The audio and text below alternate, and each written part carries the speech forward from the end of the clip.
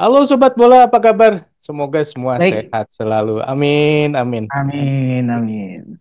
Akhirnya Indonesia bisa juga menang melawan Vietnam di ajang yang Betul, bergengsi juga ya, Piala Asia. betul, Bro Ipung, betul. ini Ya. apakah kemenangan ini karena faktor eh, Vietnam yang sudah tidak dipegang oleh Pak Hang Seo lagi nih?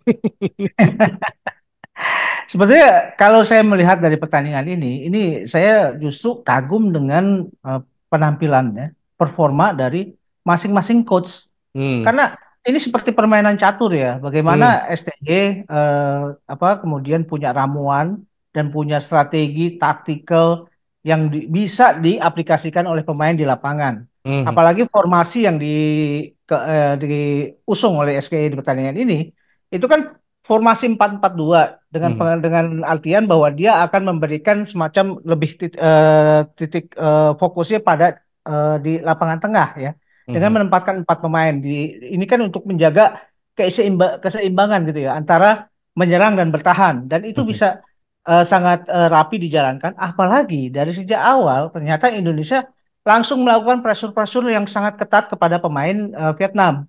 hmm, Memang dalam hal ini ada konsekuensi sebetulnya dengan penetapan pressure yang begitu ketat sejak dari awal yaitu pemain yang turun itu adalah pemain-pemain yang harusnya punya stamina yang bagus. Dan memang hmm, terlihat stamina pemain Indonesia cukup bisa mengimbangi dalam hal ini ya. Artinya selama babak pertama dengan masih adanya energi yang masih ini ya masih tersimpan dengan baik, itu taktikal untuk melakukan pressure di sejak lapangan pertahanannya Vietnam itu bisa berjalan dengan rapi. Apalagi di sini sudah ada pengertian dari pemain-pemain dalam bertahan secara ini ya, secara bersama-sama gitu ya, hmm, secara kolektif.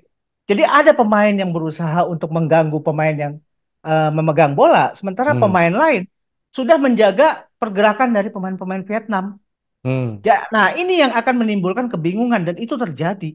hmm, Makanya dari sejak awal, ketika peluit sudah dibunyikan, langsung pemain Indonesia melakukan pola yang seperti itu dan sejak menit awal bahkan belum 1 menit itu Rafael Struijk sudah bisa lepas ke kotak penaltinya ini Vietnam. hmm, Sayang saja di situ tendangannya Rafael masih terlalu lemah jadi bisa diamankan oleh Philip Nguyen. hmm, Tapi ini kan terlihat bahwa pemain-pemain kita sudah mampu menerjemahkan apa yang diinginkan oleh STY gitu loh. hmm, Walaupun kita melihat bahwa dengan menurunkan banyak pemain muda, tapi itu tidak menurunkan kepercayaan diri STY menata pertandingan yang sebetulnya ini adalah pertandingan paling krusial buat Indonesia. hmm, hmm, Kalau Indonesia kalah atau seri, ini selesai lah gitu loh. hmm, Dan untung sekali bahwa target STY kali ini dengan memenangkan melawan Vietnam itu adalah target yang bisa dia penuhi gitu, ya, Bro. ya, ya. Dan lagi-lagi ya semuanya karena eh, permainan yang tidak apik kalau menurut saya dari sisi Vietnam ya. Ya memang Sebetulnya udah Vietnam, dari udah ya. dari dulunya mungkin bawaan oroknya mereka harus gitu ya mainnya. Jadi gini, pemain Vietnam tuh sebetulnya bukannya tidak ini ya, tidak apik. Justru kebalikan terjadi Hmm, di babak kedua. Makanya tadi kan saya bilang bahwa ini saya sangat menyukai performa dua coach ini ya, hmm, Philip Trusier maupun STY. STY dari sejak awal menetapkan seperti itu dan bisa diaplikasikan langsung di menit awal di babak pertama Indonesia sudah bisa banyak mengancam. hmm, hmm, hmm, Sebaliknya, Philip Trusier ini juga pelatih yang cerdas saya lihat hmm, ketika pemain Vietnam sangat kebingungan ketika di pressing, dia tidak lagi menetapkan pola permainan dari kaki ke kaki yang jaraknya dekat, hmm, tapi dia menyuruh pemain-pemain yang bebas untuk segera berlari mencari ruang. Akhirnya hmm, yang terjadi adalah umpan-umpan direct yang agak lebih panjang ketimbang umpan dari kaki ke kaki. Karena kalau hmm, dari kaki ke kaki, di situ ada Ivar Jenner dan Justin Hubner yang begitu cepat untuk menutup. hmm, Apalagi ini ada kecerdasan yang saya lihat dari Justin Hubner nih bagus sekali ya, hmm, terutama di babak pertama.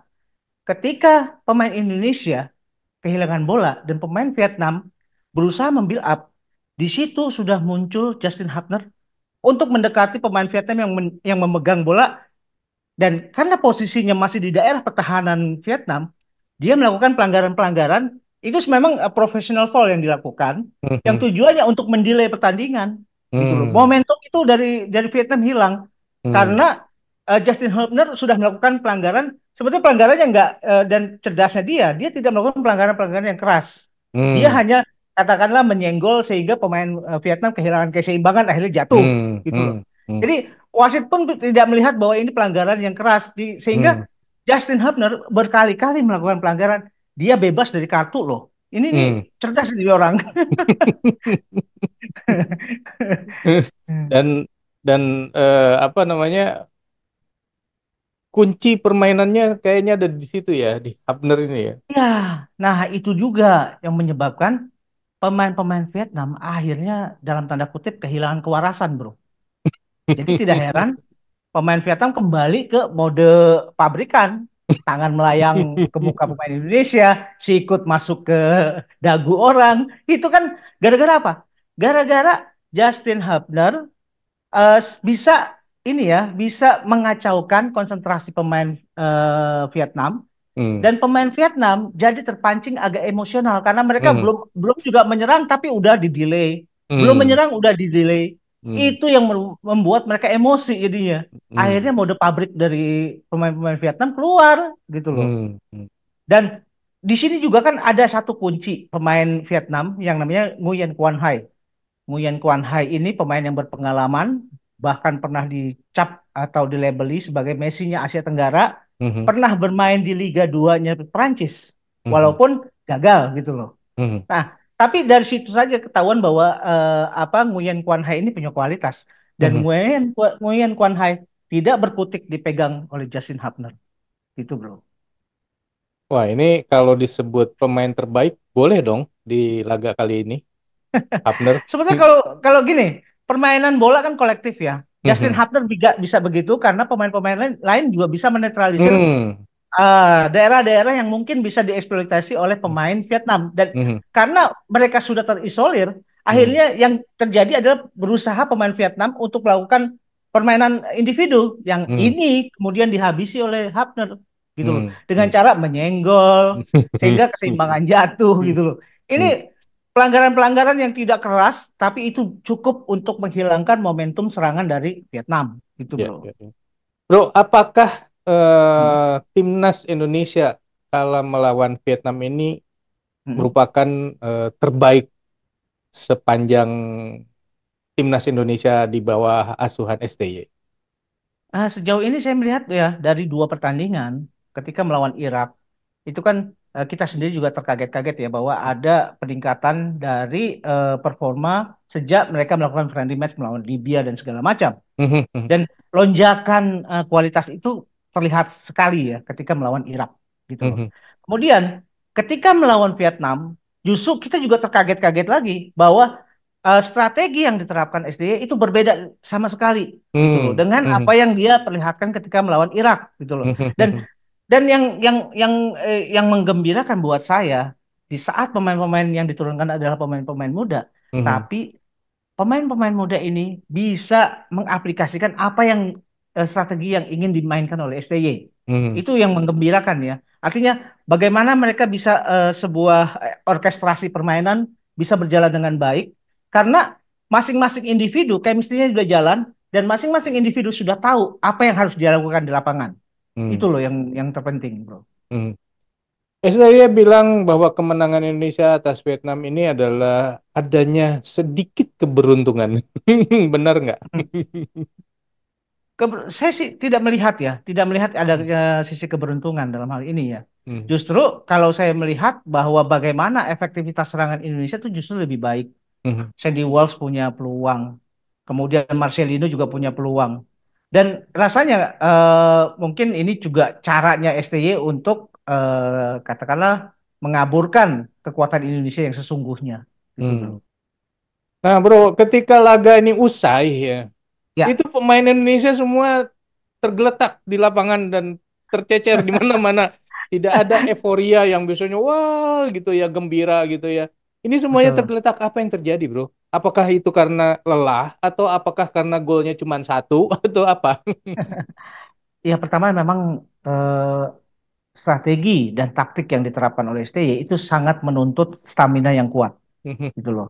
Nah, makanya tidak heran di babak kedua itu banyak pergantian-pergantian pemain yang tujuannya itu bukan cuma sekedar perubahan strategi karena perubahan strategi tidak terlihat terlalu jauh ya Mhm. antara babak pertama dengan babak kedua. Mhm. Tapi ini adalah bagian dari merefresh stamina tim secara general gitu loh. Mhm. Masuk Hoki Caraka. Kemudian masuk juga yang lain gitu loh, seperti Witan juga masuk gitu loh. Mhm. Itu adalah tujuannya untuk merefresh stamina tim secara keseluruhan. Nah, sedangkan strategi masih tidak terlalu banyak berubah gitu loh. Nah, Mhm. kalau kemudian banyak pemain yang tergeletak di lapangan, Mhm. ya itu mungkin faktor kelelahan yang juga sangat sangat berat. Mhm. Dan jangan lupa bahwa kemenangan melawan Vietnam kali ini itu bukan di level AFF atau di level SEA Games gitu loh. Ini yang harus digarisbawahi ya. Ini kemenangan melawan Vietnam bukan di level AFF, tapi di level Piala Asia yang exposure-nya juga begitu. Media juga kemana-mana melihat Mhm. ini. Mhm. Kemudian intensitas dan kualitas juga sebuah event itu juga sangat berpengaruh ya. Mhm. Jadi kalau kemenangan ini kemudian pemain-pemain Indonesia banyak yang menangis, terharu, saya pikir itu suatu hal yang wajar karena ini Mhm. kemenangan adalah kemenangan di Piala Asia, Mhm. bukan di AFF gitu loh. Mhm. Jadi kalaupun kita kalah 4 kali di AFF tapi menang 1 kali di Piala Asia, saya mending menang 1 kali di Piala Asia, bro. Lebih Karena berkelas levelnya ya. berbeda. Iya, levelnya berbeda gitu loh, bro. Iya, iya, Jadi iya. eh, dan kemudian satu lagi ya, bahwa pemain Indonesia dalam hal ini juga kan masih menantikan satu pertandingan sisa melawan Jepang, Hmm. gitu loh. Dan ini juga bukan tidak mungkin pertandingan melawan Jepang juga ikut punya pengaruh, terutama buat Jepang nih, gitu Hmm. loh. Mhm. Terutama buat Jepang dan Indonesia, walaupun kemungkinan Jepang dan Indonesia bisa saja ikut masuk ke dalam fase berikutnya. Walaupun Jepang kalah melawan Irak 2-1. Nah, dari sini saja kan bisa terlihat ya bahwa kekalahan 3-1 Indonesia yang diwarnai oleh gol kontroversial Irak itu juga kan menjadi acuan ya Mhm. bahwa Irak adalah tim yang sangat kuat saat ini. Hmm. Perbedaan gap antara peringkat FIFA antara Irak dengan Jepang kan begitu jauh, sekitar Ya. 40-an lebih Mhm. gitu loh. Mhm. Mhm. Tapi di pertandingan di event Piala Asia, event yang mungkin mini Piala Dunia ya Mhm. untuk saat ini ya, Mhm. mini Piala Dunia untuk tingkat regional Asia saya pikir. Nah, itu Jepang dikalahkan oleh mereka 2-1. Dan ini menunjukkan bahwa ketika Indonesia bisa memasukkan gol ke gawang Irak itu sesuatu yang sangat berharga Ya. gitu loh, bro. Jadi kalau ngelihat kayak gini ya, berarti kan Hmm? Indonesia bisa nih mencuri poin dari Jepang. Yang Saya tadinya melihat ada. direncanakan, yang tadinya direncanakan poinnya dicuri dari mencuri poin dari Irak, ternyata bisa dari Jepang nih. Bisa saja, bro. Kan ini kan ya itu tadi ya, yang namanya prediksi sepak bola kan tidak bisa secara matematis kemudian diatur ya, atau Mhm. diprediksi secara matematis. Mhm. Nah, ya kan tadinya juga kita melihat bahwa peluang Jepang itu justru lebih besar ya untuk menang melawan Irak, tapi ternyata Mhm. Kebalik ya. berbeda itu Mhm. hasilnya. Nah, kalau melihat seperti ini, sementara momentum mentalitas pemain kita juga lagi membaik, lagi Mhm. sedang ini ya, sedang ada di top lah katakanlah. Mhm. Nah, Mhm. ini juga kan bukan tidak mungkin bahwa Indonesia juga akan bisa mengimbangi Jepang gitu loh. Mhm. Mhm. Walaupun kita tahu ya eh, ada perbedaan yang jelas antara pemain Indonesia dengan pemain Jepang, yaitu kualitas individu. Mhm. Kualitas individu, kemudian kekompakan, dan bagaimana pemain-pemain Jepang juga punya yang memang pemain-pemain yang punya pengalaman bermain di liga-liga kuat Eropa. Mhm. Nah, itu juga kan menjadi modal mereka sebetulnya. Mhm. Tapi itu pun juga belum menjamin bahwa Jepang bisa dengan gampang akan melumat Indonesia atau malah terjadi hal yang kebalikannya gitu loh, bro. Mhm. Mhm. Dan saya sih artinya gini, ketika Jepang melawan Indonesia, saya kan juga akan melihat pada hasil dari Indonesia melawan Vietnam sebetulnya. Mhm. Mhm. Kalau Indonesia melawan Vietnam, Indonesia bisa menang, tentu akan berbeda cara pertama ya. Jepang juga nggak akan melihat Indonesia ya, sebelah mata lagi nih. Mhm. Karena sekarang pun pengamat-pengamat dari sepak bola dari luar, dari pengamat asing, Hmm. itu pun juga dibuat kaget oleh penampilan tim Indonesia gitu loh. Hmm. Karena seperti contohnya media dari China menganggap Indonesia ini hanya partisipan kok gitu loh. Ya, betul. Betul. Kemudian media Soha Vietnam itu menganggap Indonesia belum selevel dengan Vietnam. Tapi ini kan semua terbalik. Ini terbaliknya saya sukanya adalah bukan lagi di level yang tadi saya garis bawahi, bukan di level AFF, bro. Hmm. Ini di level Piala Asia yang Hmm. semua exposure media dari seluruh dunia juga melihat ini gitu loh. Hmm. Hmm. Apalagi Ya. pemain-pemain kita lihat aja di lapangan tengah ada Ivar Jenner, Justin Hubner sama ini Marcelino. Ini belum 21 tahun. Marcelino, Ivar 19 tahun. Kemudian Justin Hubner baru 21. Di situ ada memang Sayuri yang lebih lebih senior gitu loh. Hmm. Kemudian di depan juga ada Rafael Struijk yang masih 21 tahun. Ini kan Arhan juga masih 21 tahun. Ini kan juga memperlihatkan, ini kok pemain-pemain mudanya nekat juga gitu loh. Dan ini yang saya kagumi juga dari STY, Hmm. ketika dia mempercayakan di event besar ini kepada anak muda dan dia punya kepercayaan diri yang begitu kuat Hmm. untuk bisa memberikan kesempatan buat pemain muda. Ini yang sangat sulit dicari ya. Hmm. Ketika pelatih asing kok bisa begitu yakin dengan pemain-pemain muda gitu loh. Hmm. Nah, nah ini dia bisa bisa bisa dia buktikan saat ini gitu. Hmm. Ya, Indonesia nanti melawan Jepang mungkin nggak sih main mata aja udah seri aja deh. Karena kan dengan seri dua-duanya lolos tuh. Betul. Ya Indonesia rasanya kan mungkin sudah dipastikan masuk tiga nah, besar, udah pasti.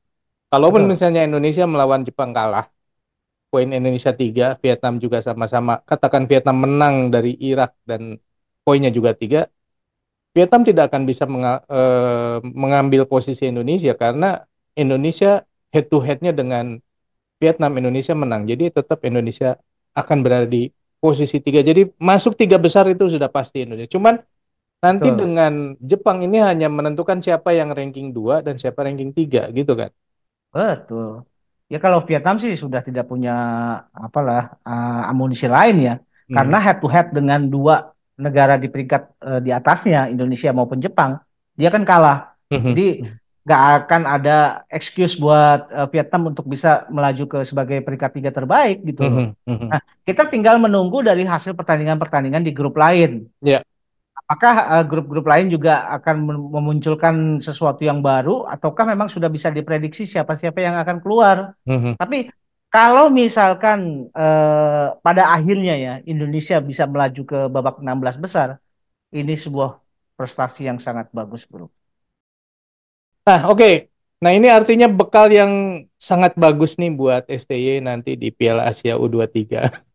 Dengan catatan Betul. pemain-pemain yang abroad bisa ikut main. Kalau enggak kan Dan ini pusing. ada bro, ada satu semacam press release ya dengan Mhm. pengamat sepak bola dari Inggris, pengamat Mhm. sepak bola Asia, tapi Mhm. berasal dari Inggris. Ketika dia melihat bagaimana skuad Indonesia kemudian bisa melangkah Mhm. dengan pemain-pemain yang usianya masih sangat belia ya. Mhm.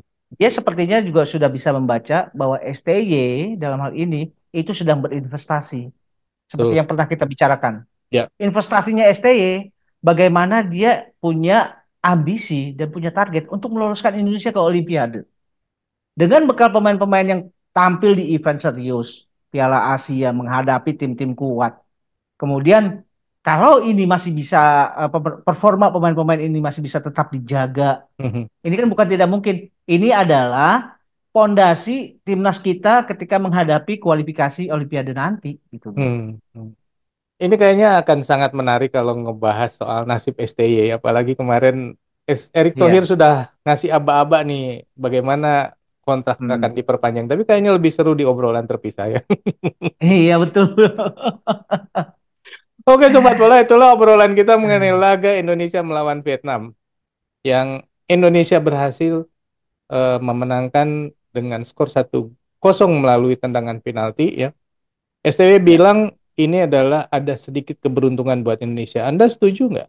Sobat setuju nggak bahwa ada keberuntungan eh, di kemenangan Indonesia ini? Atau Indonesia sebenarnya memang sudah bagus sih mainnya. Dan memang di laga ini adalah yang terbaik, versi terbaiknya dari timnas Indonesia di bawah asuhan STY. Setuju tidak setuju silakan tulis di kolom komentar. Sekian dulu obrolan kita kali ini, kita lanjut di obrolan lain. Sampai jumpa, bye. Thank you, bro.